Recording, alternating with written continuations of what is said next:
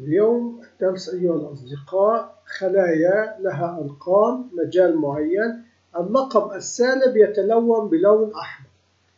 لنلاحظ كيف تكون البرمجة الخاصة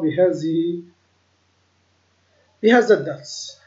البرمجة تكون أنه لدينا أرقام، إذا ضغطنا الزر نلاحظ أنه تلون لون أحمر، وإذا أعطينا لهذه الخلية قيمة سالبة تتلون بلون أحمر، وإذا تم كتابة هنا تتلون بلون أحمر، وإذا تم كتابة هنا أيضا يتلون بلون أحمر. فإذا إنها تتحسس بكل مجالات الخلية. كيف تم ذلك؟ عن طريق هذه الأسطر البسيطة تمت برمجة هذه الميزة. لنلاحظ كيف. هذه الميزة موجودة أنها تتحسس أولا باحتمال وجود خطأ. هذا الخطأ يكون موجود هنا، وأيضا يتم تعريف هذا المتغير. إذا كان يوجد خطأ فإذا تابعه. هذا السطر يوقف عملية حركة الشاشة لتكون البرمجة أسرع. أما هذا السطر البرمجي فهو يتحسس بكل الخلايا الموجودة في هذه الورقة.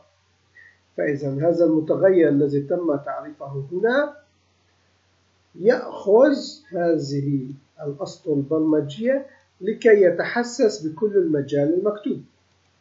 وبذلك تبدأ الحلقة تقول أنا أبدأ بالبحث من أول خلية إلى كل المجال الذي أخذه المتغير.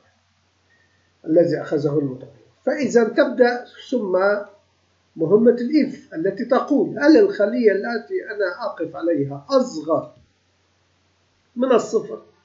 إذا كانت أصغر من الصفر فإذا تتلون بلون 3 أي هي لون الأحمر. إذا لم تكن فإذا تتلون بلا لون، نتركها بلا لون. بهذه الحالة تنتهي الحلقة وننتهي عملية البحث ونعيد خاصية حركة الشاشة للإكسل وتنتهي البرمجة. فإذا من الأسطر البسيطة لكنها مهمة في هذا السطر أنه يحدد جميع خلايا الإكسل. فإذا لا يوجد داعي لتحديد مجال معين. نلاحظ